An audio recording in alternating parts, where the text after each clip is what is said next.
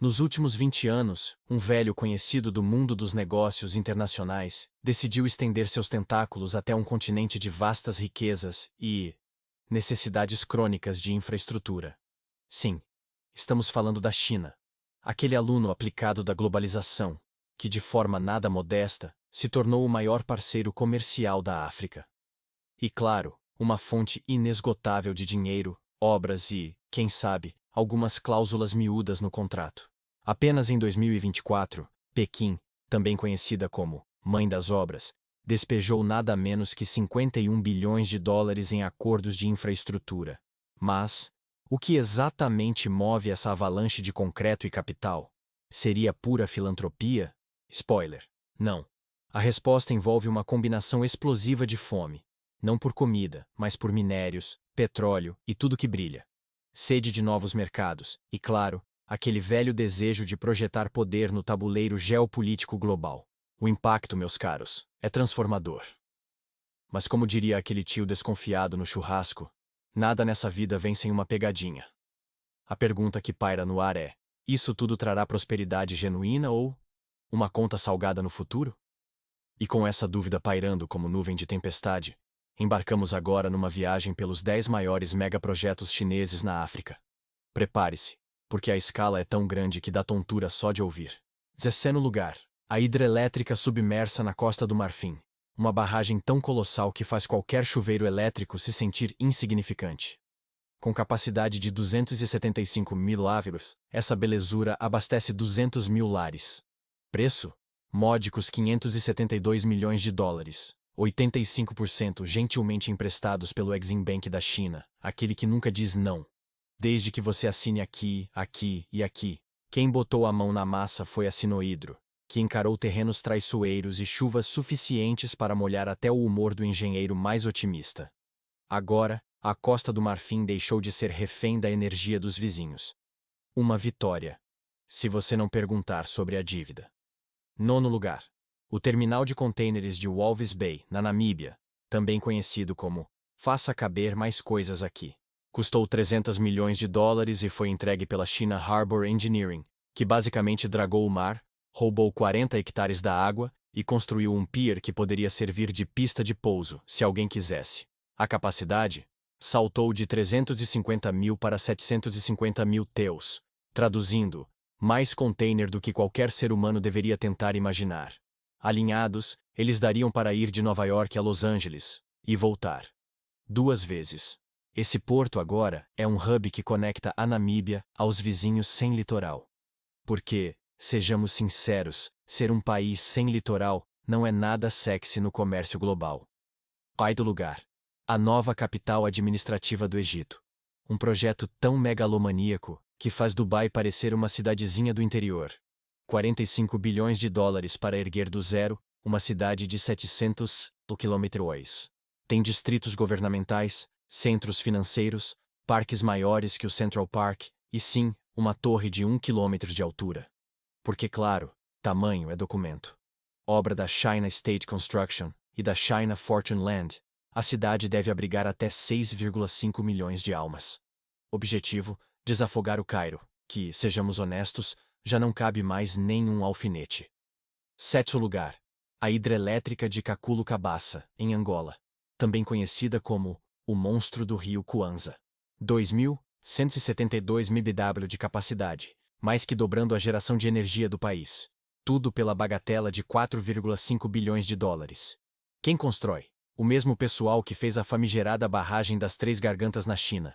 10 mil trabalhadores, terrenos quase intransitáveis e infraestrutura que faz qualquer pedreiro querer chorar no banho. Quando ficar pronta, Angola não só ligará as luzes de casa, mas poderá vender eletricidade até para os vizinhos.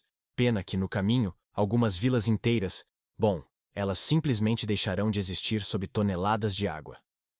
6º lugar. O Porto de Bagamoyo, na Tanzânia. Porque se é para construir um porto, que seja o maior da África Oriental, né? Custa 10 bilhões de dólares, e sua capacidade de 20 milhões de teus faria qualquer fiscal de aduana entrar em pânico só de olhar. Bagamoyo quer roubar o protagonismo de Mombasa e, de quebra, conectar todo mundo. Uganda, Ruanda, Burundi, Basicamente, qualquer país que olhe para o mapa e perceba que não tem praia. O problema? A obra anda meio empacada. Afinal, não é todo dia que se encontra 10 bilhões dando sopa. E convenhamos, questões ambientais são aquele detalhe chato que costuma atrapalhar esses sonhos molhados de concreto. Quinto lugar.